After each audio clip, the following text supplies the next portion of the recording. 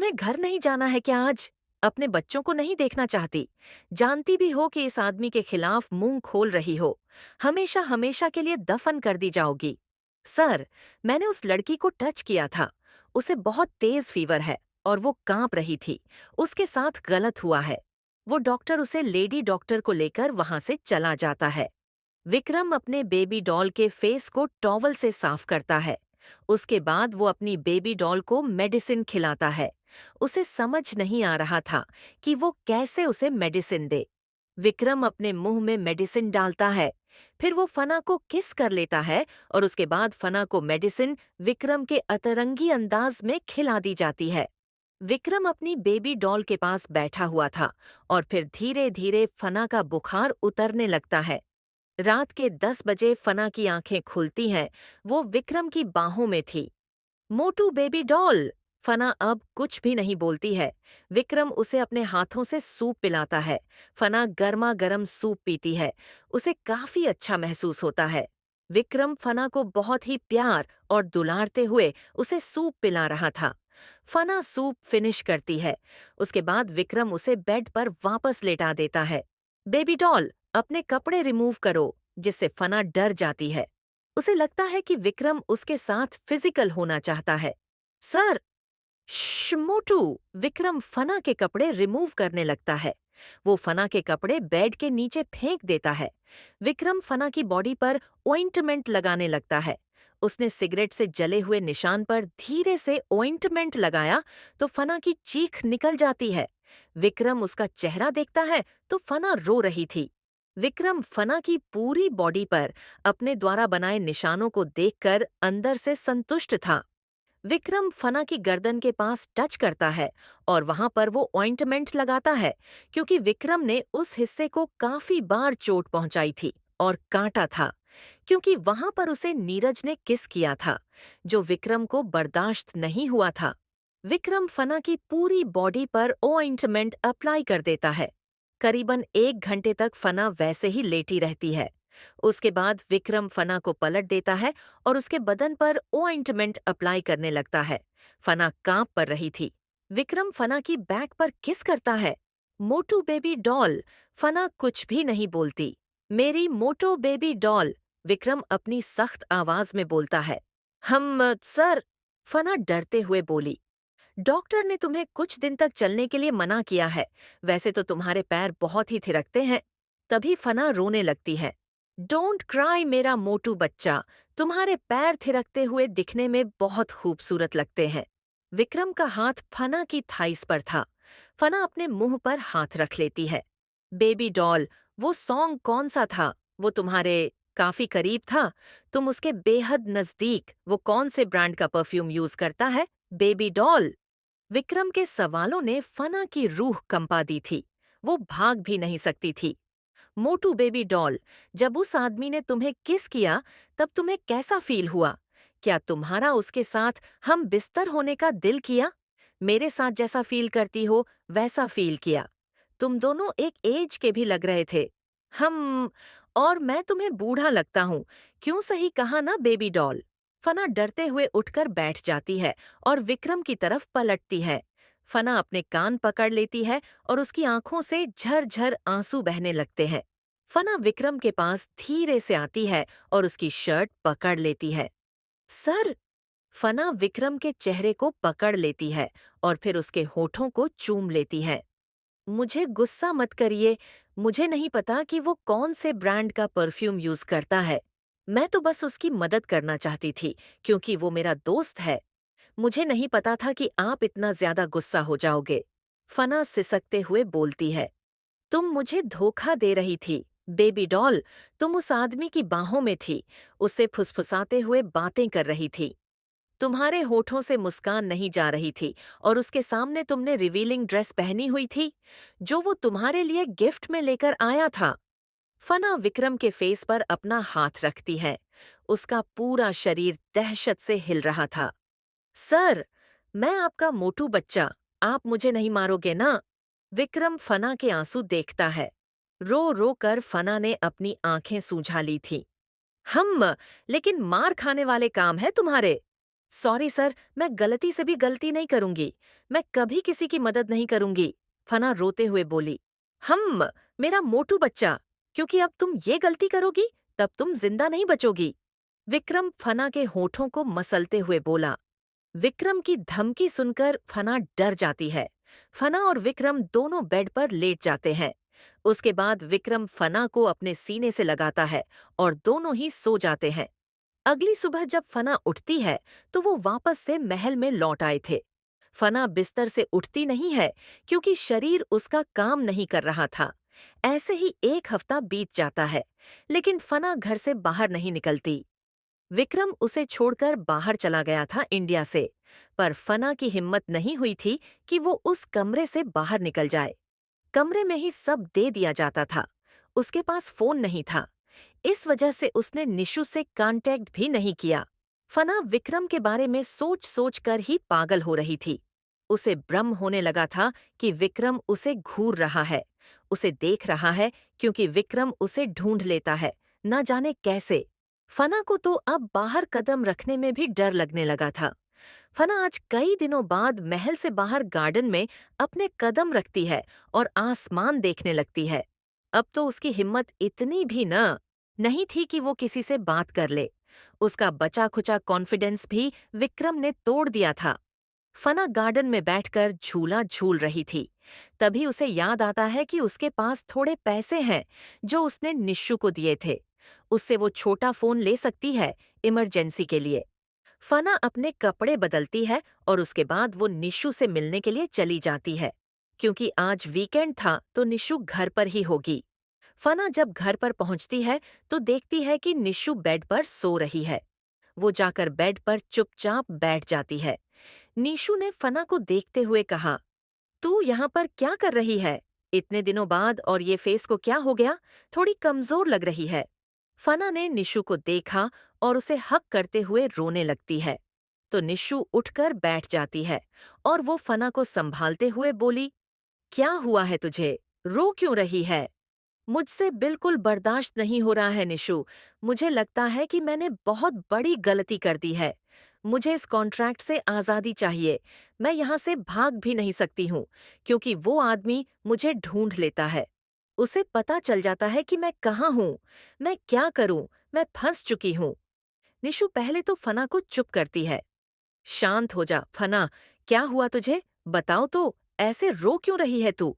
अचानक से रात में कहाँ गायब हो गई थी और एक हफ्ते बाद अपनी शक्ल दिखा रही है? निशु, मुझे बहुत ज्यादा दर्द हो रहा है। मुझे समझ नहीं आ रहा है कि मेरी जिंदगी में क्या हो रहा है। मैं खिलौना बनकर रह गई। किसी की रखैल मेरी पहचान बन गई है। तुझे पता है, मुझे ऐसा लगता है कि मेरा कोई वजूद ही नहीं है। इससे अच्छा तो मैं पहले थी। कम से कम सुकून से रह तो रही थी। मेरी अपनी लाइफ में इतनी प्रॉब्लम थी, लेकिन ये प्रॉब्लम मुझसे और नहीं सहन हो रही। रोज मेरे कैरेक्टर पर सवाल उठाया जाता है। रोज मुझे ये याद दिलाया जाता है कि मैं एक गरीब हूँ और एक गरीब की क्या कोई फीलिंग नहीं होती है? क्या उसके कोई इमोशंस नहीं होते हैं? क्या वो जीने लायक नहीं होता है? क्या वो इतना कमजोर होता है कि वो किसी का खिलौना बनकर रह जाए? वो इंसान जिसके पास मैं रहती हूँ, उसे लगता है कि मैं सिर्फ और सिर्फ उसके बिस्तर तक सीमित रहनी चाहिए। फना, हुआ क्या है तुझे? ऐसी बातें क्यों कर रही है? फना निशु को सब कुछ बता देती है जो उसके साथ हुआ था, जिसे सुनकर निशु का भी खून खौल जाता है। वो गुस्से से बोली, वो आदमी खुद को समझता क्या है? उसने तुझे पैसे देकर कोई एहसान नहीं किया है। उसके बदले वो रोज रात तेरे साथ बिताता है। तू ये बातें उससे क्लियर क्यों नहीं करती? अगर अपने लिए आवाज नहीं उठाएगी तो कोई भी नहीं आएगा। तुझे एक बात बोलूं, मुझे पहले ही पता था कि ये होगा। इसलिए बोल रही हूं कि अपना ध्यान रख। जिस इंसान के साथ तू रह रही है, वो जीता जागता जानवर है। उसके अंदर दिल नहीं है। वो किसी की जान लेने से पहले नहीं सोचता। मुझे हमेशा डर लगा रहता है कि कभी ऐसा ना हो कि मैं तुझे कभी देख ना पाऊं। तेरी और मेरी कौन सी मुलाकात आखिरी होगी? मैं ये सोचकर ही डर जाती हूँ। निशु भी फना को जोर से हक कर लेती है। तू मेरी छोटी बहन जैसी है। इतने साल हम दोनों ने एक दूसरे के साथ बिताए हैं। मैं तुझे मुसीबत में नहीं देख सकती। तू यहाँ से भाग क्यों नहीं जाती फना? मुझे ऐसा लगता है कि वो आदमी तुझसे ऑब्सेंस्ड है, तुझसे एडिक्टेड हो चुका है। तू क्या करती है, कहाँ जाती है, कहाँ रहती है, उसकी हर मोमेंट पर नजर होती है। वो चील की तरह तुझ पर नजर रखता है। वो कहीं पर भी होता है, उसे पता होता है कि तू कहाँ है। इसका मतलब समझ रही है कि ये कितना खतरनाक है। तुझे पूरी तरीके से उसने कंट्रोल में रखा है। वो चाहता है कि तू उसका एक टॉय हो, जिस पर वो चाबी भरेगा तब तू डांस करेगी उसके लिए। फना ने रोते हुए पूछा, निशु, मैं क्या करूं? मुझे कुछ समझ नहीं आ रहा। निशु फना को देखकर बोली, पहले तुम थोड़ा पानी पी लो। निशु फना को पानी देती है और उसके सर को सहलाते हुए कहा, शांत हो जा मेरा बच्चा, तू डर मत, सब कुछ ठीक हो जाएगा। निशु, कैसे न डरूं मैं? तू नहीं जानती, जब वो आदमी मेरे आसपास होता है तो मुझे कितना खराब लगता है। सांस लेना मेरा मुश्किल हो जाता है। फना ने निशु को अपना सिगरेट वाला निशान दिखाया, जो विक्रम ने उसके बदन पर बना दिया था। ये देखकर तो निशु पागल सी हो जाती है और उसकी आंखों में भी आंसू आ जाते हैं। वो फना को हग कर लेती है। थोड़ी देर तक तो दोनों ही रोती है, क्योंकि एक लड़की होना ही गुनाह है। थोड़े दिनों के लिए सर इंडिया से बाहर गए हुए हैं। फना, तुझे पता है, जब वो आदमी तुझे पकड़ लेता है, तुझ पर गुस्सा करता है, तो तुझे क्या जरूरत थी नीरज को हाँ बोलने की और उसकी गर्लफ्रेंड बनने की? इतना ही नहीं, तूने उसकी गर्दन पर किस भी किया। इसका मतलब जानती है। विक्रम भारद्वाज अपनी चीजों के ऊपर किसी की नजर बर्दाश्त नहीं करता, और मैंने देखा है कि वो तुझे लेकर कितना जुनूनी और पागल है। अगर वो तेरा बच्चों की तरह ध्यान रखता है, इसका मतलब ये है कि तू उसके लिए बहुत जरूरी है। जरूरी का मतलब तू उसके लिए कितनी जरूरी है, ये तो समझ चुकी होगी। तुझ पर किसी की नजरें बर्दाश्त नहीं करता। जब तू किसी और की बाहों में उसके साथ डांस करेगी, तो वो आदमी ये नहीं देखेगा। उसको जानते हुए भी तूने इतना बड़ा रिस्क लिया अपनी जिंदगी के साथ। तुझे समझ क्यों नहीं आता कि तू किसके साथ रह रही है? ये कोई मजाक नहीं चल रहा। वो पल में तेरी जान ले सकता है, और अगली बार उसने धमकी भी दी है कि तू जिंदा नहीं बचेगी। वो टुकड़े टुकड़े कर देगा तेरा। फना डर जाती है। वो निशु को पकड़ते हुए बोली, निशु, मैं मरना नहीं चाहती, मैं भी जीना चाहती हूँ। निशु के भी हाथ पैर बंधे हुए थे। वो इतनी कमजोर है, वो कैसे एक माफिया से लड़ सकती है? वो भी इतने खतरनाक इंसान से। उसकी दोस्त बहुत बड़े आदमी के हाथ में फंस चुकी है, और धीरे धीरे वो इस दलदल में धंसती चली जाएगी। ये पहले से ही निशु जानती थी, इसलिए ही उसने फना को मना किया था। निशु फना का ध्यान भटकाने के लिए उसके लिए उसका फेवरेट मैगी बनती है। वो अपने हाथों से फना को मैगी खिलाती है। निशु ने फना को मेडिसिन दी और बोली, थोड़ी देर के लिए तू सो जा, फिर हम बाहर घूमने चलते हैं, तुझे बेहतर महसूस होगा। थोड़ी देर तक तो फना रेस्ट करती है। उसके बाद निशु फना को लेकर बाहर जाती है। वहां पर जाने के बाद फना निशु से बोलती है कि उसे नया फोन लेना है, उसके पास फोन नहीं है। जिस वजह से वो कांटेक्ट नहीं कर पा रही, उससे और बाकी चीजों में भी उसे प्रॉब्लम हो रही है। निशु और फना दोनों फोन लेती है, जो ज्यादा महंगा नहीं था। उस फोन की कीमत सिर्फ और सिर्फ 20,000 थी। फना वो फोन अपने पॉकेट में रखती है। तब उसे याद आता है कि उसका फोन तो उसके पास है ही नहीं, और सिम भी उसके पास नहीं है। फना को ज्यादा सोचना नहीं पड़ता नया सिम लेने से पहले, क्योंकि आखिरकार उसके पास कौन सा बिजनेस कॉल्स आती है। फना नया नंबर लेती है और उसके बाद वो नंबर निशु के साथ शेयर करती है। फना ने मैनेजर का नंबर डायल किया और उसे इन्फॉर्म किया कि वो काम पर 2 दिन और नहीं आएगी, क्योंकि उसकी तबीयत ठीक नहीं है। मैनेजर भी इसके लिए उसको अप्रूवल कर देता है, बिना कोई वजह पूछे, जिससे फना को थोड़ी हैरानी होती है। पर वो कॉल कट कर निशु को देखती है। नीशु ने कहा, जब से सबको पता चला कि तू विक्रम भारद्वाज की गर्लफ्रेंड है, सबका बिहेवियर तुझे लेकर सडन चेंज हो गया है। फना ने कड़वाहट से कहा, गर्लफ्रेंड नहीं रखैल, उस आदमी ने मुझे कहा है कि मैं उसकी रखैल हूँ। निशु फना के दर्द को समझती थी। शाम को फना वापस घर आ जाती है। आज 1 हफ्ते बाद वापस विक्रम आ गया था। डिनर करने के बाद फना गहरी नींद में चली जाती है। उसके बाद विक्रम एंट्री लेता है। वो अपनी बेबी डॉल के पास आता है, क्योंकि 1 हफ्ता हो गया था उसने अपनी मोटी बेबी डॉल को नहीं देखा था, जिस वजह से वो बेचैन था। विक्रम की नजर फना के फोन पर जाती है, जिसे देखकर विक्रम की आंखें सर्द हो जाती है। विक्रम बेड के अंदर आता है और कंबल के अंदर आकर फना को पीछे से हक कर लेता है। थोड़ी देर के बाद फना के बदन से कपड़े रिमूव होकर बेड के नीचे चले जाते हैं। विक्रम के भी कपड़े बेड के नीचे बिखरे हुए थे। कमरे के अंदर अंधेरा हो जाता है और कमरे के अंदर अब सिर्फ फना के करहाने की आवाजें गूंजने लगती हैं। फना विक्रम को रोकती नहीं है, क्योंकि वो जानती थी कि 1 हफ्ते से ऊपर हो गया था, तो विक्रम तो उसके साथ ये करेगा। फना बहुत तेज नींद में थी। विक्रम उसके साथ जो कर रहा था उससे फना थक जाती है और वो सो जाती है। वही विक्रम ने फना के चेहरे को देखा। फना विक्रम के नीचे ऐसे लेटी हुई थी, जैसे बस वो अपनी फॉर्मेलिटी पूरी कर रही है। वो उसका साथ नहीं दे रही थी, जिससे विक्रम भड़क गया था। विक्रम अब उसके साथ वाइल्ड हो जाता है। तब भी फना विक्रम को रुकने के लिए नहीं बोलती है। विक्रम ने अभी तक फना की आवाज नहीं सुनी थी। विक्रम को बहुत तेज गुस्सा आता है। वो फना के साथ फिजिकल नीड्स पूरी करता है। फना तो कब का सो चुकी थी, या यूं कहे कि वो कब का अपना होश खो बैठी थी।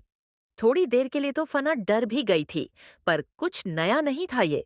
अगली सुबह फना ने धीरे से अपनी आंखें खोलीं तो वो विक्रम को देखती है। विक्रम गुस्से से उसे घूर रहा था। विक्रम के हाथ में फना का फोन था। विक्रम का गुस्से वाला चेहरा देखकर फना डर जाती है और उठकर बैठ जाती है। विक्रम ने फना के चेहरे को देखते हुए उससे सवाल किया, ये फोन तुम्हारे पास कैसे है, और ये नंबर तुम्हारे किसी यार ने दिया है क्या? तुम्हारे आशिक ने, तुम्हारे बॉयफ्रेंड ने? फना विक्रम की तरफ एक नजर देखती है और अपने बदन को देखते हुए धीरे से बोली, लॉटरी के पैसों से लिया है। इतना बोलकर फना विक्रम के हाथ से अपना फोन लेती है और उसे साइड रख देती है।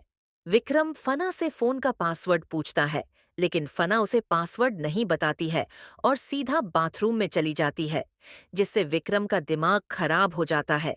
फना शावर के नीचे खड़ी होकर शावर लेती है। फना अपने बदन को देखती है, जिस पर कई निशान थे। फना चलकर बाहर आती है तो वो देखती है कि उसका फोन टूटा पड़ा है जमीन पर, जिसे देखकर फना की आंखों में आंसू आ जाते हैं और उसके होंठ कांपने लगते हैं। लेकिन वो एक शब्द नहीं बोलती है। वो अपने फोन को उठाती है और उसे वापस टेबल पर रख देती है। विक्रम ने फना के फोन को वॉल पर इतनी जोर से फेंका था कि उसके 2 टुकड़े हो गए थे। फना विक्रम के चेहरे को देखती है। विक्रम अपने खतरनाक ओरे में बैठा हुआ था। वो फना को अपनी तरफ आने का इशारा करता है। फना अपने धीमे धीमे कदमों से विक्रम के पास जाती है और विक्रम फना का टॉवल खींच लेता है, जिससे फना उसके सामने निर्वस्त्र खड़ी थी। विक्रम उसके बदन को ऊपर से नीचे तक देखता है और फिर उसे अपने ऊपर बैठा लेता है। फना समझ जाती है कि उसे क्या करना है, इसलिए वो चुपचाप विक्रम की नीड्स पूरी करने लगती है। कुछ वक्त के बाद फना बेड पर लेटी हुई थी। विक्रम उठकर बाथरूम में चला जाता है। फना की आंखों से आंसू बहने लगते हैं, क्योंकि विक्रम ने थोड़ी देर पहले जो उसके साथ किया, उससे फना को बहुत तकलीफ हो रही थी। वो जानती थी कि विक्रम ने उसे पनिश किया। फना अपने आंसू पोंछती है और वो धीरे से अपने पेट को सहलाते हुए अलमीरा से अपने कपड़े निकालती है और जल्दी से पहनने लगती है। वो अपने टूटे हुए फोन को लेकर वहां से चली जाती है। विक्रम जब बाथरूम से बाहर आता है तो वो फना को बेड पर नहीं देखता, जिससे उसका दिमाग खराब हो जाता है, क्योंकि कल से अभी तक उसने कुछ नहीं कहा था। फना ने विक्रम को बस इतना जवाब दिया कि उसने फोन लिया है लॉटरी के पैसे से। उसके बाद फना ने उससे कोई बात नहीं की, ना वो आंखें मिला रही थी। मोटू बेबी डॉल, हम तो तुम्हारे नखरे। विक्रम अपने कपड़े पहनता है और उसके बाद वो बाहर आता है। फना तो डाइनिंग टेबल पर भी नहीं थी। वो यहाँ से चली गई थी, जिससे विक्रम भी ब्रेकफास्ट नहीं करता है और वो भी अपने ऑफिस चला जाता है। लेकिन आज पूरा दिन विक्रम के दिमाग में कल रात का ही व्यू घूम रहा था क्योंकि कल फना जिस तरीके से उसे बेड पर इग्नोर कर रही थी। फना उससे बातें करती थी जब वो दोनों फिजिकल होते थे, वरना वो विक्रम से रिक्वेस्ट करती थी, कोई ना कोई चीज उसे जरूर बताती थी, वरना पूरा दिन सर सर कहकर उसका दिमाग खाती रहती थी। कल रात विक्रम को फील हुआ कि फना सिर्फ अपनी ड्यूटी और फॉर्मेलिटी कर रही है। आज भी फना ने उसे कल रात के लिए शिकायत नहीं की कि उसे तकलीफ हो रही है या दुख रहा है, जो कि फना हमेशा अपने बुदबुदाते हुए चेहरे से बोलती थी। विक्रम कितना भी फना को इग्नोर कर ले, लेकिन वो कंटिन्यूअस अपनी मोटू बेबी डॉल के बारे में सोच रहा था। वो फना की हर हरकत को बारीकी से ऑब्जर्व करता था। विक्रम फना को कॉल करता है आज पहली बार, लेकिन उसे याद आता है कि फना का फोन तो उसने ही तोड़ दिया है। शिट! दिमाग खराब करके रख दिया इस लड़की ने मेरा। मोटू। विक्रम अपने ऑफिस में था, लेकिन उसका फोकस सिर्फ और सिर्फ फना पर था। फना एक अनाइंग लड़की थी जो उसके सामने चुप नहीं रह सकती थी। फना अपनी फीलिंग विक्रम से बिना खौफ के शेयर कर देती थी, ये सोचे समझे बिना कि उसी के बदले विक्रम उसे कैसे टॉर्चर करता है। इधर फना आज काम पर आई थी। फना को होटल में कोई कुछ बोलना नहीं था। वो अपनी मर्जी से जाती थी और अपनी मर्जी से आ जाती थी। अब तो उस मैनेजर ने भी बोलना बंद कर दिया था, जिससे फना अपने मन का थोड़ा बहुत काम करती थी और वहीं पर बैठ जाती थी। वो कुछ ना कुछ ऑर्डर कर देती थी बिना कोई सवाल किए। उसके सामने वो ऑर्डर रख भी दिया जाता था और उससे पैसे भी नहीं मांगे जाते थे। फना पैसे देना भी चाहती थी तो उसे मना कर दिया जाता था। तब फना मैनेजर के केबिन में जाती है उसे इन्फॉर्म करने के लिए कि कोई भी स्टाफ उससे पैसे नहीं ले रहा, उसका बिल नहीं काटा जा रहा है। कहीं आप ये मेरी सैलरी से तो नहीं काटेंगे? क्योंकि कल फना को सैलरी मिलने वाली थी।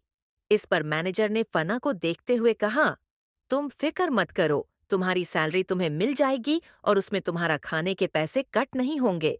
ये सुनकर फना हैरान हो जाती है कि आखिर उस पर इतनी मेहरबानी क्यों की जा रही है, लेकिन कहीं ना कहीं वो जानती थी कि ये सब क्यों हो रहा है उसके साथ। इसलिए फना मैनेजर से कोई सवाल नहीं करती है और फिर वहां से निकल जाती है। वो अपना टूटा हुआ फोन देखती है, उसे देखकर उसे रोना आता है। थोड़ी देर तक तो फना एक टेबल पर बैठकर आंसू बहाती है। फना को याद आता है कि अभी इस फोन की गारंटी है, तो वो इस फोन को एक्सचेंज करने के बारे में सोचती है। फिर फना उस शॉप पर जाती है जहां से कल उसने फोन को बाय किया था। फना उस शॉप वाले से कुछ बात करती है, जिससे उसे नया फोन मिल जाता है। फना को उसका 1 रुपया भी नहीं देना पड़ा। फना अभी विक्रम के पास तो बिल्कुल नहीं जाना चाहती थी, इसलिए वो निशु के पास जाती है। निशु अभी काम से वापस नहीं आई थी, तो फना उसके लिए खाना बनाने लगती है। फना आज ध्यान से खाना बना रही थी ताकि उसके चेहरे पर कोई निशान न बन जाए। फना बहुत शांत हो गई थी।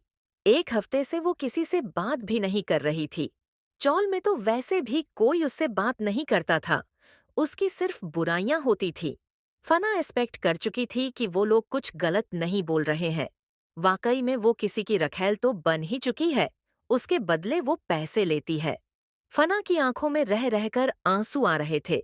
उस दिन को याद करके वो समझ गई थी कि उसका रिश्ता विक्रम से सिर्फ बिस्तर तक ही सीमित है और अब वो इस रिश्ते को वहीं तक रखेगी, अपनी ड्यूटी को पूरा करेगी।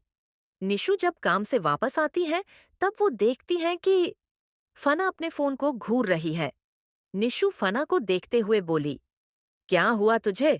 अपने फोन से प्यार व्यार तो नहीं हो गया, जो उसे इतनी इंटेंशनली देख रही है? फना निशु को देखते हुए बोली, तुझे पता है ये मेरा नया फोन है। हाँ, मैं जानती हूँ कि ये तेरा नया फोन है। हम दोनों ने कल लिया था। मुझे याद है, तो ये मुझे वापस क्यों याद दिला रही है? मेरी याददाश्त तेरी तरह कमजोर नहीं है। मैंने आज ये नया फोन लिया है। सर ने मेरा फोन तोड़ दिया था। लेकिन क्यों? निशु ने हैरान होते हुए कहा। और वो आदमी कल वापस आ गया क्या? हम रात में वापस आए और सुबह उन्होंने मेरा फोन तोड़ दिया। उस आदमी का दिमाग खराब है क्या? निशु गुस्से से बोली। सच कहते हैं लोग कि अमीर लोग ना पागल और सनकी होते हैं, और ये विक्रम भारद्वाज तो मेंटल है।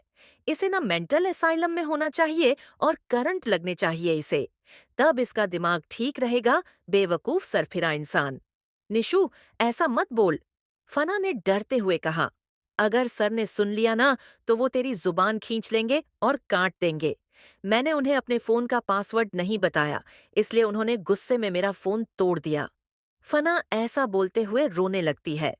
निशु ने गहरी सांस छोड़ते हुए कहा, तुझे इस बारे में बात करनी चाहिए थी कि तेरा फोन पर्सनल है। तू उसे अपनी पर्सनल लाइफ में इंटरफेयर नहीं करने देना चाहती। क्यों उससे डरती है, इसलिए वो और डराता है तुझे। निशु, तू सर को नहीं जानती, मैं उन्हें बेड पर झेलती हूँ। तुझे पता है वो मुझे पनिश करते हैं। मैं उसे जुबान लड़ाती हूँ तो वो गुस्सा हो जाते हैं। मैं अब उनसे बात ही नहीं करना चाहती। मैं सिर्फ अपना काम करना चाहती हूँ। उनके बिस्तर गर्म करना ही तो मेरी ड्यूटी है, क्योंकि एक रखैल पाली है उन्होंने।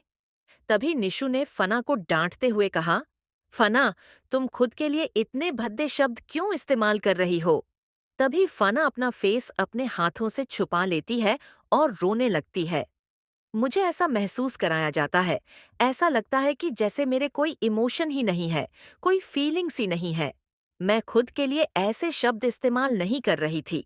यही मेरी पहचान है निशु। जब तक कॉन्ट्रैक्ट खत्म नहीं हो जाता, मुझे उस आदमी की बाहों में ही रहना होगा। वो अगर मुझे बोलेगा कि तुम बैठो, तो मुझे बैठना पड़ता है। वो बोलता है कि खड़े हो जाओ, तो मुझे खड़ा होना पड़ता है। मैं उसकी पपेट हूँ। निशु फना को चुप कराती है और उसके बाद वो दोनों डिनर करते हैं। निशु उसको अपने हाथ से खिलाती है। वो जानती थी कि फना को अभी पैम्परिंग चाहिए। वो थोड़ा सा प्यार चाहती है। वो बहुत भोली थी। उसे जहां से प्यार मिलता था वो शक्ति हो जाती है। विक्रम ने जो फना के साथ किया था, उसके बाद फना विक्रम से बहुत डर गई थी। वो धीरे धीरे उससे अटैच होने लगी थी इमोशनली। लेकिन अच्छा ही हुआ कि उसे सही वक्त पर सब कुछ समझ आ गया। फना विक्रम की पर्सनल प्रॉपर्टी नहीं है। ये बात जितनी जल्दी हो सके फना समझ जाए। दोनों डिनर करती हैं। उसके बाद फना ऑटो लेकर विक्रम के विला पहुंच जाती है।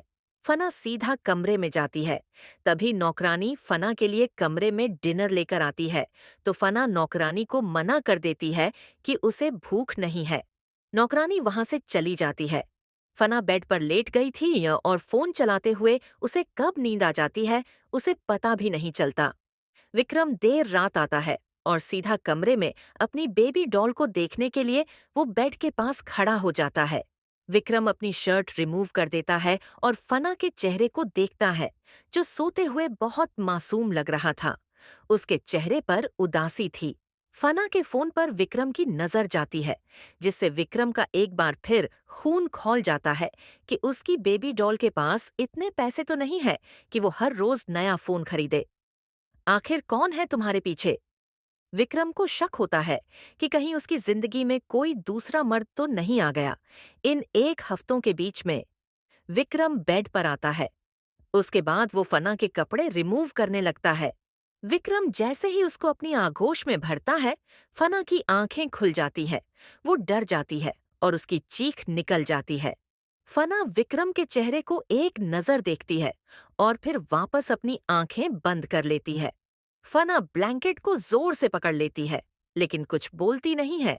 विक्रम फना के साथ फिजिकल होता है, वो भी इतनी रूड तरीके से कि फना की आंखों से आंसू बहते हुए उसके बालों में खोने लगते हैं। फना के होठों को काटने लगता है। फना करहाने लगी। आह!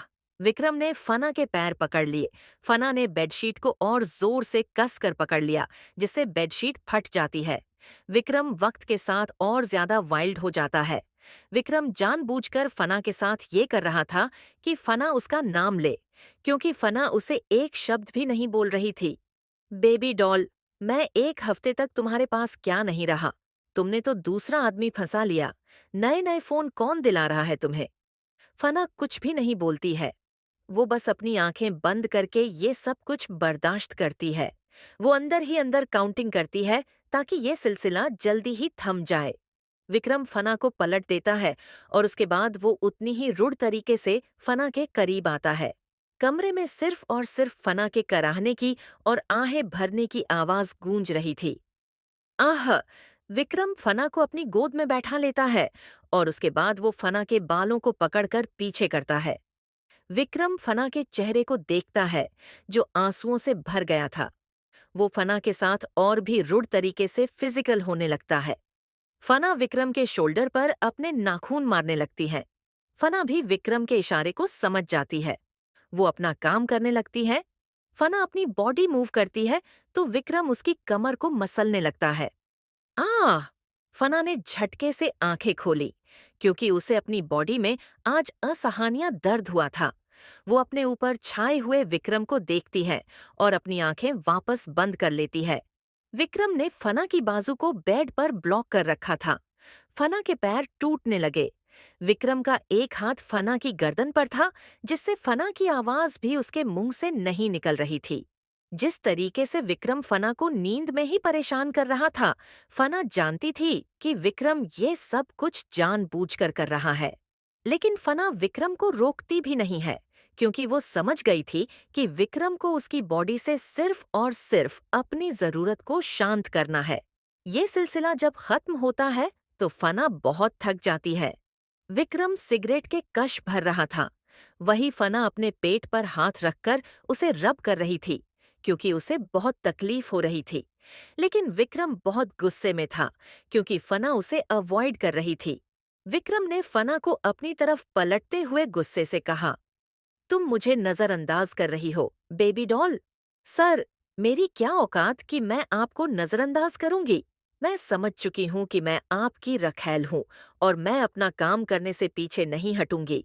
मैंने आपको अपनी बॉडी दी है, तो आप उसका इस्तेमाल जैसे चाहे कर सकते हैं। मेरा इस पर अभी कोई हक नहीं है। मैं समझ चुकी हूं, आगे से कोई गलती नहीं होगी। मैं रोज आपके बिस्तर पर आ जाया करूंगी और आप जरूरत पूरी कर लीजिएगा। इतना बोलकर फना खामोश हो जाती है।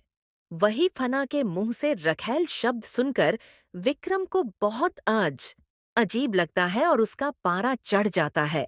वो गुस्से से फना के जबड़े को पकड़ लेता है और अपनी तरफ करते हुए बोला, बेबी डॉल, स्मार्टनेस दिखाने की कोशिश कर रही हो। फना डर जाती है। वो धीरे से विक्रम का हाथ खुद से दूर कर देती है और फिर उसे दूर होकर बेड से खड़ी हो जाती है। वो विक्रम से दोबारा कुछ भी नहीं बोलती है। विक्रम की आंखों लाल हो जाती है। फना बाथरूम में चली जाती है। ऐसे ही दिन गुजरने लगते हैं, लेकिन फना विक्रम से बातें करना बिल्कुल ही बंद कर देती है। वो दोनों रोज फिजिकल हो रहे थे। फना अपना काम बेहतरीन कर रही थी, लेकिन अब वो विक्रम के घर का खाना नहीं खाती थी। रोज रात विक्रम फना को बेड पर परेशान करता था। विक्रम फना से जो क्वेश्चन करता, फना उसका उतना ही आंसर देती और बस चुप कर जाती। आज रात फना विक्रम के साथ जब बिस्तर पर थी, तो विक्रम फना को बेड से बांध कर देता है और उसके साथ फोर्सली फिजिकल होता है। फना की सांसें रुक जाती हैं। जब ये सिलसिला खत्म होता है, फना बेड पर बेजान पड़ी हुई थी। फना उठकर बैठ जाती है। वो विक्रम की तरफ देखती तक नहीं है। फना अपने कपड़े पहनती है और उसके बाद अपना पर्स उठाकर वहां से जाने लगती है। Baby doll. विक्रम की इतनी डरावनी आवाज सुनकर फना के कदम रुक जाते हैं। कहाँ जा रही हो तुम? मैं अपने घर जा रही हूँ, लेट हो चुका है। चुपचाप जाकर बेड पर सो जाओ, वरना टांगे तोड़ दूंगा तुम्हारी। लेकिन फना विक्रम की सुनती नहीं है, बल्कि वो वहां से चली जाती है। ये देखकर विक्रम का दिमाग खराब हो जाता है। वो टॉवल उठाता है और उसे अपनी लोअर बॉडी पर लपेट लेता है। फिर वो भी फना के पीछे पीछे बाहर आ जाता है। विक्रम गुस्से से फना के बाल पकड़ता है और उसे घसीटते हुए कमरे में ले जाता है और उसे बेड पर फेंक देता है। आह सर, छोड़िए। विक्रम फना को गुस्से से देखता है और उसकी गाल पर खींचकर थप्पड़ मार देता है। फना का फेस एक तरफ झुक जाता है। विक्रम फना के कपड़ों को फाड़ देता है। 2 हफ्ते से तुम्हारा ड्रामा देख रहा हूं मैं, ना मुझसे बात कर रही हो। मेरे सवालों का जवाब भी ऐसे देती है जैसे मुझ पर एहसान कर रही हो। बहुत पर निकल आए तुम्हारे, ये एटीट्यूड कैसे दिखा रही हो तुम? विक्रम इतना कुछ बोलता है, लेकिन फना एक शब्द भी नहीं बोलती है। वो चुपचाप सिकुड़कर बेड के दूसरे कोने पर जाकर लेट जाती है। फना विक्रम की तरफ अपनी पीठ कर ली थी। फना की आंखों से आंसू बहने लगते हैं। उसका शरीर कांपने लगता है। ये देखकर विक्रम गुस्से से अपनी हंटर उठाता है। फना झटपटाने लगी। आहा! मम्मा, फना उठकर बैठ जाती है और डरते हुए विक्रम की तरफ देखती है। विक्रम के हाथ में हंटर था, जिसे देखकर वो समझ जाती है कि अभी उसे किस चीज से हिट किया गया। वो अपने बदन को कवर करने लगती है। फना की आंखों से झरझर आंसू बहने लगते हैं, क्योंकि वो बहुत ज्यादा डर गई थी। सर, मैंने तो अपना काम कर दिया। रखैल का काम तो सिर्फ यही होता है ना। मैंने आपको बिस्तर पर खुद को सौंप दिया था। बिस्तर से खड़ी हो जाऊं? फना जैसे ही बिस्तर पर खड़ी होती है, विक्रम उसे झटके से नीचे उतारता है। वो उसे ले जाकर बालकनी में खड़ा कर देता है।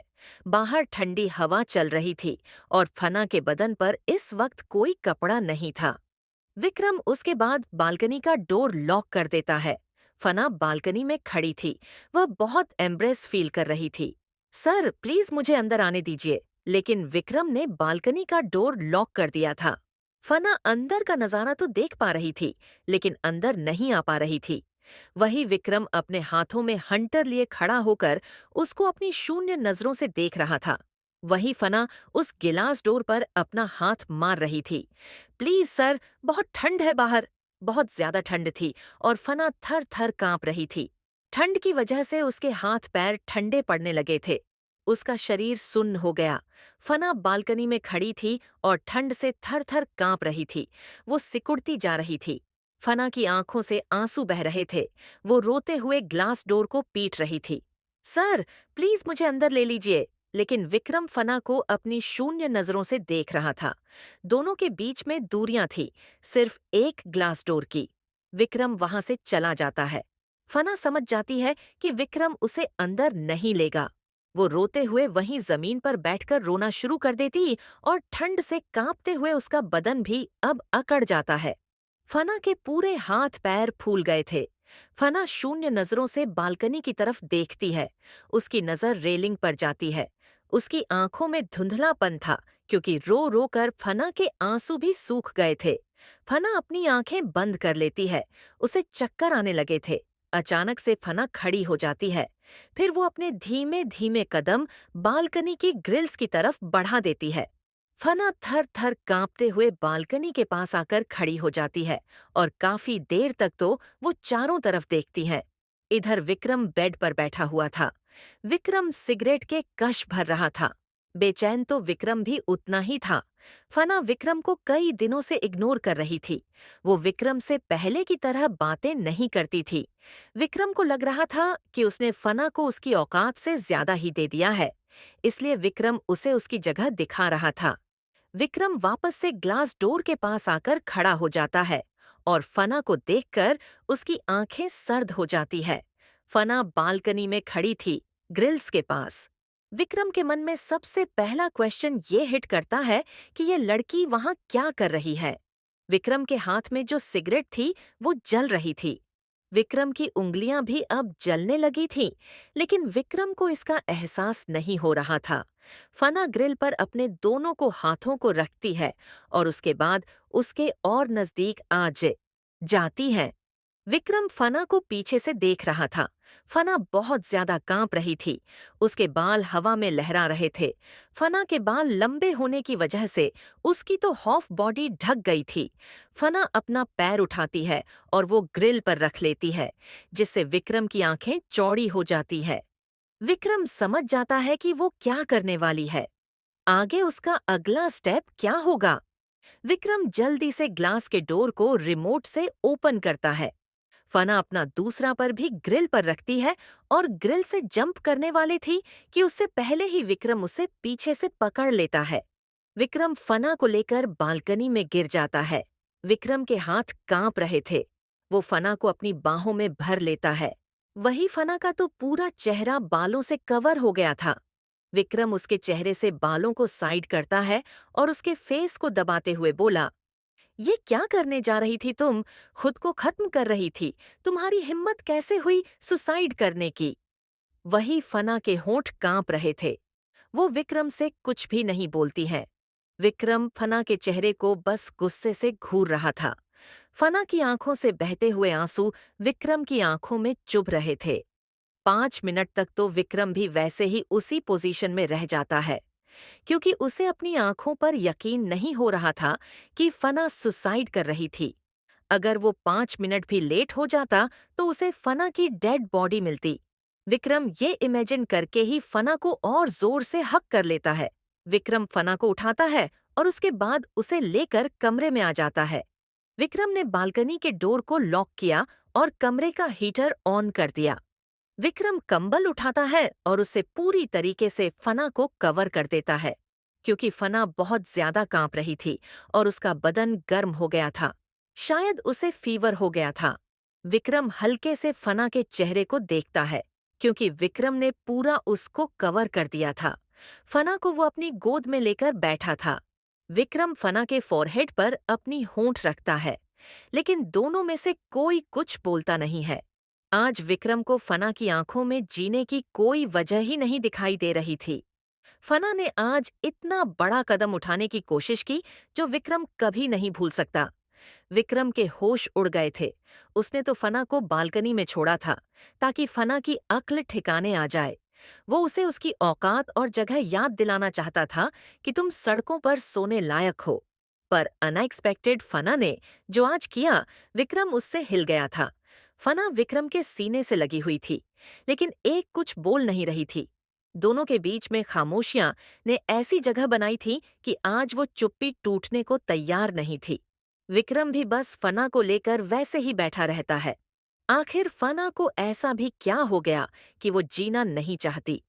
फना ने उससे बातें करना बंद कर दिया था, जो कि विक्रम को बहुत ज्यादा खल रहा था। विक्रम ये किसी से शेयर नहीं कर सकता, क्योंकि वो खुद की फीलिंग्स के बारे में अभी तक अनजान है। वो चाहता था कि फना उससे बातें करे, वो उसे शिकायत करे, गुस्सा हो, क्योंकि फना पर वो अपना हक समझता था। लेकिन फना ने ऐसे काम करना शुरू कर दिया था जैसे वो बस उसकी रखैल हो। वो अपनी ड्यूटी करती थी बेड पर। ये विक्रम को नहीं गंवारा था। विक्रम फना के छोटे से चेहरे को देखता है, जो पूरा लाल हो गया था। उसे पर विक्रम की उंगलियों के निशान भी थे। विक्रम फना के गाल पर अपना हाथ रखता है और हल्के हाथों से उसे टच करता है। फना सो गई थी, लेकिन विक्रम की रातों की नींद उसने उड़ा दी थी अपने एक स्टेप से। विक्रम पूरी रात नहीं सोता है। वो बस फना को वैसे ही लेकर बैठा रहता है और उसके चेहरे को बस निहारता है। अगली सुबह फना ने धीरे से अपनी आंखें खोली। उसने विक्रम के चेहरे को देखा, क्योंकि विक्रम उसे रात में जैसे लेकर बैठा था वैसे ही सो गया था। उसकी पकड़ फना पर बहुत टाइट थी, जिससे वो हल्का सा हिलती है। उसे गर्मी लग रही थी। फना को पसीना आता है और वो विक्रम से दूर होने की कोशिश करती है। विक्रम की नींद खुल जाती है। विक्रम फना के चेहरे को देखने लगता है। वो अपनी बेबी डॉल से सवाल करता है, आर यू ओके? लेकिन फना विक्रम के सवाल का जवाब नहीं देती है। वो बस अपनी गर्दन हाँ में हिला देती है। विक्रम फना की आंखों को टच करता है, जिससे फना की पलकें झपकने लगती है। विक्रम फना को बच्चों की तरह उठा लेता है और फिर उसके बालों में हाथ फेरते हुए बोला, मोटू बेबी डॉल, कल क्या हुआ था तुम्हें? फना के होंठ कांपने लगते हैं, पर वो कुछ बोलती नहीं है, जिसे विक्रय उससे दोबारा सवाल भी नहीं करता है। विक्रम जाहिर तौर पर डर गया था फना के एक्शन से। फना विक्रम को बस देखती है और अपनी नजर झुका लेती है। विक्रम फना के हाथों को पकड़ता है और फिर उन्हें रब करते हुए किस कर लेता है। विक्रम फना को लेकर बाथरूम में जाता है। वहां पर वो कंबल को साइड करता है और फना के बदन को बाथरूम में जैसे ही छूता है, फना डर जाती है। उसकी दर्द से आह निकल जाती है, क्योंकि कल विक्रम ने उसे मारा था, जिस वजह से फना के बदन पर चोटों के निशान थे। ठंडा और गर्म पानी के मिक्स की वजह से चुभन दे रहे थे। विक्रम फना को ज्यादा नहीं नहलाता है, फिर वो उसे लेकर बाहर आता है। विक्रम ने फना के सर पर अपना हाथ रखा और उसके बालों को ड्रायर से सूखाने लगा। विक्रम ने फना को कपड़े पहना दिए। वो फना को गर्म कपड़े पहनाता है।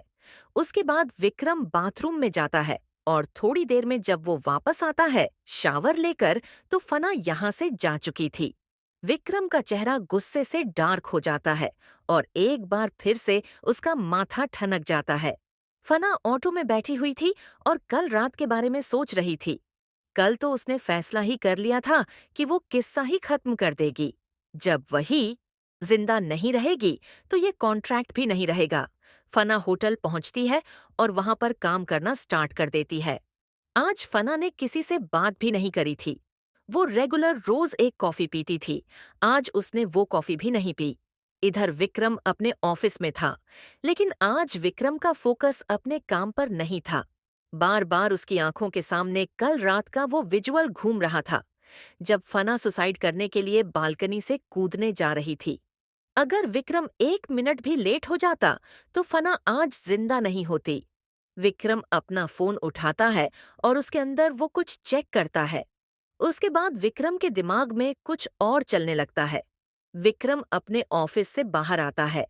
विक्रम का असिस्टेंट विक्रम के केबिन में आता है, लेकिन जब अपने बॉस को कैबिन में नहीं देखता है तो उसकी नजर अपने बॉस के लैपटॉप पर जाती है। गूगल पर उसका बॉस क्या सर्च कर रहा था, ये देखकर मैनेजर हैरान हो जाता है कि बॉस कब से ये सब कुछ करने लगे। फिर असिस्टेंट को याद आता है कि उसने सुना था कि मिस्टर विक्रम भारद्वाज की गर्लफ्रेंड है। क्या बॉस की गर्लफ्रेंड उनसे नाराज हो गई है? विक्रम ने गूगल पर जो सर्च किया था वो कुछ ऐसा था कि अपनी बेबी डॉल जब बात करना बंद कर दे तो क्या करना चाहिए।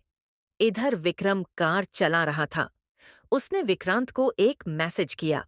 विक्रांत मैसेज पढ़कर गहरी सांस लेता है और उसके बाद वो किसी से फोन पर बातें करने लगता है। करीबन 1 घंटे बाद विक्रम की कार के पास एक दूसरी कार खड़ी थी, जिसके अंदर से विक्रांत बाहर आता है। उसके हाथ में लग्जरियस ब्रांड का बैग था। वो विक्रम को उसे देता है और फिर बोलता है, बॉस, अगर आप कुछ और चाहिए तो आप मुझे ऑर्डर दे सकते हैं। नथिंग। विक्रम अपनी कार में बैठता है और उसके बाद वो फना के होटल के सामने आकर अपनी कार रोकता है। वो करीबन 30 मिनट तक उसमें बैठा हुआ था। वो होटल को घूरता है। विक्रम कार से बाहर आता है और उसके बाद वो ब्रांडेड बैग को भी अपने साथ लेकर उस होटल में इंटर करता है। विक्रम को जैसे ही रिसेप्शनिस्ट देखती है, पहले तो वो घबरा जाती है और सबसे पहले वो मैनेजर को कॉल करती है। वहां पर सभी खड़े हो गए थे, लेकिन विक्रम जाकर टेबल पर चुपचाप बैठ जाता है, क्योंकि उसकी नजरें तो अपनी बेबी डॉल को तलाश रही थीं। उसकी मोटू कहाँ गई, क्योंकि फना उसे दिख नहीं रही थी। मैनेजर जल्दी से अपने केबिन से भागकर बाहर आता है। वो विक्रम के टेबल के पास आकर खड़ा हो जाता है और उसे गुड मॉर्निंग विश करता है। इधर फना भी मैनेजर के पीछे पीछे बाहर आती है। वो जैसे ही विक्रम को देखती है, एक पल के लिए वो स्टैचू की तरह अपनी जगह पर जम जाती है। फना के तो हाथ पैर ठंडे पड़ जाते हैं।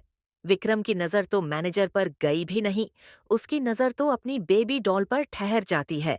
विक्रम का खून खौल गया था जब फना मैनेजर के पीछे पीछे आ रही थी। इतनी देर से ये मैनेजर की केबिन में कर क्या रही थी? विक्रम के दिमाग में ये क्वेश्चन हिट करता है। उसके बाद विक्रम की नजर मैनेजर के फेस पर जाती है। वो कुछ ऑब्जर्व करने लगता है, क्योंकि विक्रम का माइंड्स इस वक्त उसके कंट्रोल में नहीं था। विक्रम अपने 28 पर अपनी पकड़ को टाइट करता है। फिर वो अपने बेबी डॉल के फेस को देखता है, जो घबराहट की वजह से छोटा हो गया था।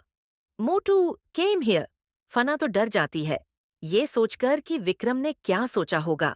जब वो उसे मैनेजर की केबिन से बाहर निकलते हुए देखता है, जरूर घर जाकर विक्रम उसे हिट करेगा या फिर वो सबके सामने भी उसे थप्पड़ मार सकता है। फना अपने कांपते हुए पैरों के साथ विक्रम की तरफ कदम बढ़ाती है। फना विक्रम की तरफ आती है। यस सर, बोलिए, आपका ऑर्डर क्या है? फना ने हाथ में जो छोटी सी डायरी पकड़ी हुई थी, उसके अंदर वो विक्रम का ऑर्डर लिखने के लिए तैयार थी। वही वहां का माहौल तो पूरा ठंडा हो गया था। विक्रम के आने के बाद सभी की तो सांसें ही अटकी हुई थी, क्योंकि सब लोग ये सोच रहे थे कि आज ऐसा भी क्या कर दिया उन लोगों ने, जो विक्रम भारद्वाज को यहाँ पर आना पड़ा। अब तो वो लोग उनकी गर्लफ्रेंड से भी अच्छा बिहेव करते हैं और उसे फोर्स भी नहीं करते किसी चीज के लिए। फना को यहाँ पर स्पेशल ट्रीटमेंट मिलता था। फना विक्रम की तरफ एक नजर देखती है तो विक्रम उसे गुस्से से देख रहा था। विक्रम फना का हाथ पकड़ता है और उसे खींचकर अपनी गोद में बैठा लेता है। आह! फना के मुंह से आह निकल जाती है। विक्रम फना के हाथ को पकड़ता है और अपनी उंगलियों को उसके हाथों की उंगलियों से लॉक करते हुए उसके गाल को अपने दूसरे हाथ से सहलाने लगता है। उसने मैनेजर को पूरी तरीके से इग्नोर और साइड कर दिया जाता था, तो मैनेजर भी दूर खड़ा हो जाता है। विक्रम फना के होठों को लाइट किस करता है और फिर बोला, तुम्हें वहां पर दुख रहा है। फना कोई जवाब नहीं देती है, तो विक्रम उसके हाथों की उंगलियों को देखते हुए उन पर किस करता है। मोटू बेबी डॉल, तुम्हारा हाथ खाली क्यों है? मैंने तुम्हें गिफ्ट दिया था ना, तुमने रिंग क्यों नहीं डाली? विक्रम, जो बैग अपने साथ लेकर आया था, उसके अंदर से बस छोटा सा बॉक्स निकालता है और उसे ओपन करता है। उसके अंदर से वो एक फना की साइज की रिंग निकालता है, जो विक्रम ने ऑर्डर देकर स्पेशली बनवाई थी, और ये रिंग अमेरिका से आई थी। विक्रम रिंग को फना के हाथों में पहना देता है। बेबी डॉल, कैसी लगी तुम्हें? लेकिन फना कुछ भी नहीं बोलती है। वो बस सुन्नी नजरों से उस रिंग को देखती है। फिर विक्रम के चेहरे को देखते हुए बोली, सर, आपका ऑर्डर क्या है? तभी विक्रम की आंखें तीखी हो जाती हैं। वो फना के गाल को गुस्से में मसल देता है, क्योंकि विक्रम जो पूछ रहा था, फना उसका जवाब नहीं दे रही थी, बल्कि वो लगातार उसके क्वेश्चन। तुम्हें नहीं लगता अब ज्यादा हो रहा है? विक्रम उस ब्रांडेड बैग से फोन निकालता है और वो फोन फन्ना के हाथों में रखते हुए बोला, मैंने तुम्हारा फोन तोड़ दिया था ना, तुम मुझसे कांटेक्ट भी नहीं कर पा रही थी, इसलिए तुम्हारे लिए न्यू फोन। इसमें तुम्हारा पुराना वाला फोन नंबर है, तुम्हारी सारी फोटोज है, फीचर्स अगर तुम्हें समझ नहीं आएंगे तो तुम मुझसे पूछ सकती हो। ऑटोमेटिकली इसमें लॉक सेट कर दिया है, जिससे अगर तुम कभी भूल जाती हो या तुम्हारा छोटा सा दिमाग नहीं काम करता है, फिर भी ये फोन ऑटोमेटिकली वर्क करेगा। तुम्हारे लिए तुम्हारी वॉइस भी इसमें रिकॉर्ड कर दी गई है। मुझे नहीं चाहिए, फना ने विक्रम को झटके में इनकार कर दिया। फिर वो चुप हो जाती है।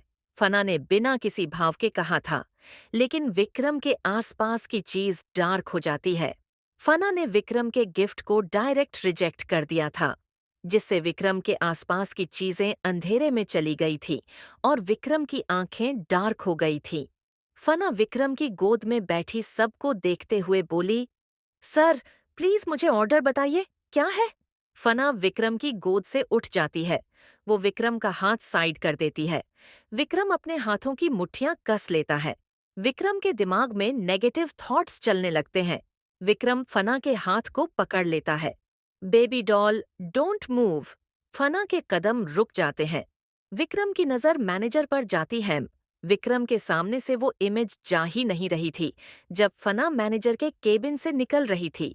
आखिर इतनी देर से ये उसके केबिन के अंदर कर क्या रही थी? उसके साथ ऐसी कौन सी प्राइवेट डिस्कशन हो रही थी दोनों के बीच में? विक्रम मैनेजर के फैशियल फीचर्स को नोटिस करने लगता है। ये आदमी दिखने में इतना अट्रैक्टिव तो नहीं है, इतना हैंडसम भी नहीं है कि उस पर लड़कियां मर मिटेंगी। फिर उसकी बेबी डॉल क्या कर रही थी इस आदमी के साथ अंदर? विक्रम इनसिक्योर हो जाता है। वो फना को वापस अपनी गोद में बैठा लेता है। उसके बाद उसका चेहरा अपनी तरफ करते हुए बोला, मोटू बेबी डॉल, अगर तुम्हें ये फोन नहीं पसंद आया है तो इट्स ओके, तुम दूसरा भी ले सकती हो। सर, मैंने आपको कहा ना कि मुझे नहीं चाहिए आपका कोई गिफ्ट। फना बिना किसी भाव के अपने शब्दों को विक्रम के सामने रख देती है। वही विक्रम की पकड़ 28 पर अपनी पकड़ टाइट कर देता है और दांत पीसते हुए उसे देखने लगता है। तुम मुझसे बात क्यों नहीं कर रही बेबी डॉल? सर, आपने अभी तक मुझे बताया नहीं कि आपका ऑर्डर क्या है। फना अपनी डायरी निकलती है। विक्रम अपने गुस्से को कंट्रोल करते हुए अपने बेबी डॉल को देखने लगता है। फिर वो अपनी बेबी डॉल के गाल को हल्का सा रब करते हुए बोला, तुम्हें जो पसंद है तुम रख सकती हो, हम वहीं खा लेते हैं। अभी तक तुमने लंच भी नहीं किया ना? वहीं आसपास के स्टाफ फना को विक्रम की गोद में देखकर हैरान बिल्कुल भी नहीं थे, बल्कि वो फना के गिफ्ट देखकर ही हैरान हो रहे थे कि इतने महंगे गिफ्ट को ये लड़की कैसे रिजेक्ट कर सकती है। या तो ये बहुत हम्बल है या फिर ये बहुत बेवकूफ है।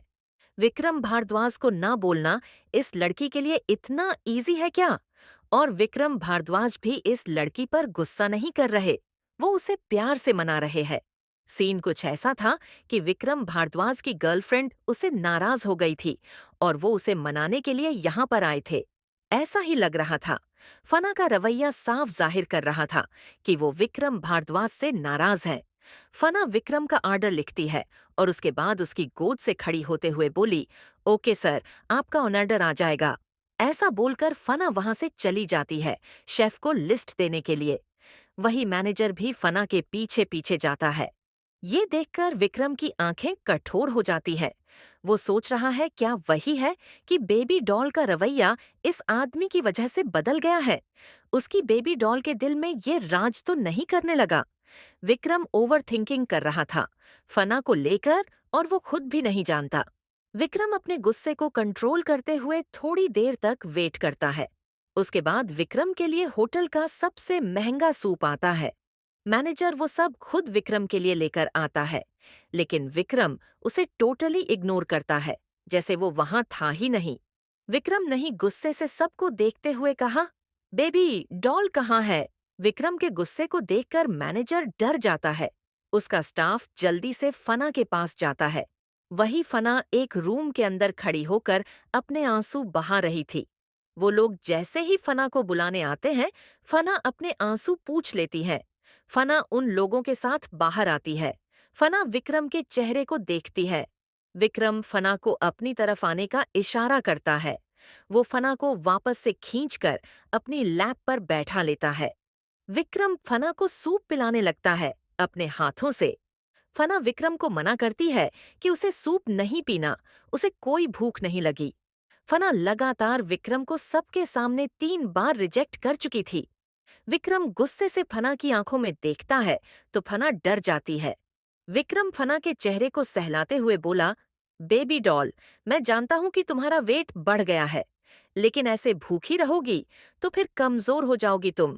फिर बेड पर नखरे करोगी कि तुमसे ये नहीं हो रहा है, तुम्हारा ये दुख रहा है, तुम्हारा वो दुख रहा है। विक्रम ने इन शब्दों का इस्तेमाल जानबूझकर किया था, क्योंकि वो लोगों को जताना चाहता था कि फना पूरी की पूरी उसकी है। वो दोनों एक दूसरे के कितने करीब हैं। फना विक्रम को बहुत इग्नोर करने की कोशिश करता है, लेकिन विक्रम जानबूझकर उसे इरिटेट करने लगता है। कुछ देर के बाद जब सूप फिनिश हो जाता है तो विक्रम फना के होठों को चूम लेता है। फिर वो फना के पेट पर हाथ रखते हुए बोला, लगता है तुम्हारा पेट भर गया। फना धीरे से बोली। उसके बाद वो विक्रम की गोद से उठे और फिर जल्दी जल्दी चलकर चेंजिंग रूम में जाती है। वहां से वो अपना पर्स उठाकर लाती है और फिर बिना विक्रम की तरफ देखे वहां से निकल जाती है। विक्रम कुछ देर तक तो वहीं पर गुस्से से बैठा रहता है। विक्रम ने गुस्से से वो फोन वहीं पर तोड़ दिया। ये देखकर सारा स्टाफ डर जाता है। विक्रम तिरछा मुस्कुराकर खड़ा हुआ। तुम्हें प्यार के लफ्ज़ समझ नहीं आते। वो भी होटल से बाहर आ जाता है। फना ऑन्टो का इंतजार कर रही थी। विक्रम उसके पीछे आकर खड़ा हो जाता है और गुस्से से फना के बाल पकड़कर खींचता है। आहा! ज्यादा ही नखरे नहीं दिखा रही तुम, अपनी औकात में रहो। विक्रम गुस्से से फना के जबड़े को पकड़ लेता है। उसके बाद जबरदस्ती उसके होठों से अपने होंठ मिलाकर उसके होठों को कुतरने लगता है, जिससे फना को पैन होता है और वो छटपटाने लगती है। उसकी आंखों में आंसू आ जाते हैं। विक्रम फना के होठों को फ्री करता है तो फना गहरी सांस लेती है और आंखों में आंसू लिए धीरे से बोली, मैं अपनी औकात में ही हूँ। आपने मुझे मेरी औकात याद दिलाई थी कि मैं एक रखैल हूँ। मेरी ड्यूटी आपको खुश करना है बिस्तर पर। मैं रात को 11 बजे पहुँच जाऊंगी। आप फिक्र मत करिए और उसके अलावा मेरी कोई ड्यूटी नहीं है। मैं आपका ही काम करती हूँ। विक्रम गुस्से से चिल्लाते हुए बोला, जस्ट शट अप। अगर एक और बार इस शब्द का इस्तेमाल किया ना तो तुम्हारी जुबान काट दूंगा। फना चुप हो जाती है।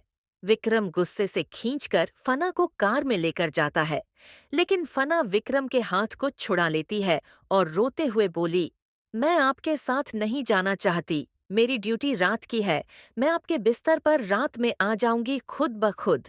आपको मुझे बुलाना भी नहीं पड़ेगा, लेकिन अभी के लिए मैं आपके साथ नहीं आ सकती। मुझे इम्पोर्टेंट काम है। ये सुनकर विक्रम हैरान हो जाता है, क्योंकि फना का बिहेवियर सडनली चेंज हो गया था। विक्रम गुस्से से फना के हाथ को पकड़कर मोड़ देता है और अपने पास खींचते हुए उसके कान में गरजती हुई आवाज में बोला, बस बहुत हो चुका है, तुम अपनी औकात। तभी फना विक्रम के शब्दों को पूरा करते हुए बोल, मैं अपनी औकात में हूँ। सर, मैं जानती हूँ कि आपके उस महल जैसे घर में रहने लायक नहीं हूँ। मुझे अभी यहाँ से जाना होगा। तुम्हें हो क्या गया है? विक्रम गुस्से से फना से सवाल करता है। मुझे कुछ नहीं हो गया है, बस मैंने मिरर में अपना फेस देख लिया था, जिससे मुझे रियलाइज हुआ कि मैं एक रखैल हूँ, जिसकी कोई भी ओपिनियन नहीं हो सकता, जिसका कोई वजूद नहीं हो सकता। विक्रम ने गुस्से से फना को डांटते हुए कहा, तुम बार बार अपने लिए इस शब्द क्यों इस्तेमाल कर रही हो? सर, आपने ही तो मुझे ये शब्द दिया है, पहचान बन चुकी है मेरी। फना ने विक्रम से अपने हाथ को छुड़ाते हुए कहा। फना बहुत नॉर्मल बिहेव कर रही थी, जैसे उसे जरा भी फर्क नहीं पड़ता विक्रम के गुस्से से। तुम डॉक्टर के पास चल रही हो, मुझे लगता है तुम्हें कोई दिमाग की बीमारी हो गई है। मुझे कोई बीमारी नहीं है, अपनी औकात पर आ गई हूं मैं। आपका बहुत बहुत शुक्रिया, मुझे ये याद दिलाने के लिए कि मैं कौन हूँ। इतना नेगेटिव एटीट्यूड कैसे दिखा रही हो? किसके कहने पर तुम ये सब कुछ कर रही हो? मुझे लगता है कि आपको गलतफहमी हो गई। एक रखेल को अपने मालिक के सामने ज्यादा नहीं बोलना चाहिए, उसे बस बिस्तर गर्म करने तक मतलब रखना चाहिए। मैं यही मानती हूँ। ओपिनियन पूछा किसी ने? विक्रम उसे गुस्से से कार में लेकर जाता है और उसे कार में गुस्से से धक्का दे देता है। फिर फना के ऊपर आ जाता है। फना भी समझ भी नहीं पाई थी कि विक्रम ने उसे ज्यादा सीट पर ही दबा दिया। आह, इतने नखरे और एटीट्यूड क्यों दिखा रही हो तुम? बॉयफ्रेंड हूं तुम्हारा। रखैल, मैं आपकी गर्लफ्रेंड बनने का सपना नहीं देखी मैं। विक्रम का खून खौल जाता है। उसने फना को वार्न करते हुए कहा, खबरदार, जो तुमने एक और बार रखैल कहा खुद को। फना की आंखों में आंसू आ जाते हैं। क्या हुआ है मेरी मम्मी मोटू बेबी डॉल को? किस चीज से नाराज हो गई है? बताओ मुझे। मैंने तुम्हें मारा इसलिए। फना कुछ भी नहीं बोलती है। विक्रम वापस से फना के ऊपर अपनी वही इमोशनल ट्रिक यूज करता है। उसे दुलारना शुरू कर देता है। लेकिन इस बार फना विक्रम के इस दिखावे वाले इमोशनल ट्रिक में नहीं फंसती है। वो विक्रम के हाथ को खुद से दूर करते हुए बोली, प्लीज सर, ये मत करिए, इरिटेट करता है मुझे ये सब। आप मुझे कब नहीं मारते हैं? ये आपका फेवरेट काम है, मुझे टॉर्चर करना। आपके रखैल हूँ, ये मैं एक्सेप्ट कर चुकी हूँ। इसे बदला नहीं जा सकता। ये मुझ पर एक मोहर लगा दी गई है। अभी मैं आपसे बात नहीं करना चाहती। मैं रात में आ जाऊंगी, प्लीज मुझे यहाँ से जाने दीजिए, मैं इतना ही कहना चाहूंगी। इतना बोलकर फना खामोश हो जाती है। फना की खामोशी विक्रम को चुभने लगती है। वो गुस्से से फना से बोला, तो तुम मुझसे बात क्यों नहीं करती? तुम मुझसे बात करना बंद नहीं कर सकती, समझी तुम? विक्रम ने तड़प कर कहा, मुझे नहीं करनी आपसे बात। मैं इंटरेस्टेड नहीं हूँ। आप भूल रहे हैं कि हमारा कॉन्ट्रैक्ट फिजिकल है, बेड पर। मैं आपके पास पहुंच जाऊंगी रात के 11 बजे। मेरी ड्यूटी मुझे पता है। विक्रम ने गुस्से से लगभग फना पर हाथ उठा दिया था, जिससे फना डर जाती है और अपनी आंखें बंद कर लेती है। विक्रम अपने हाथ को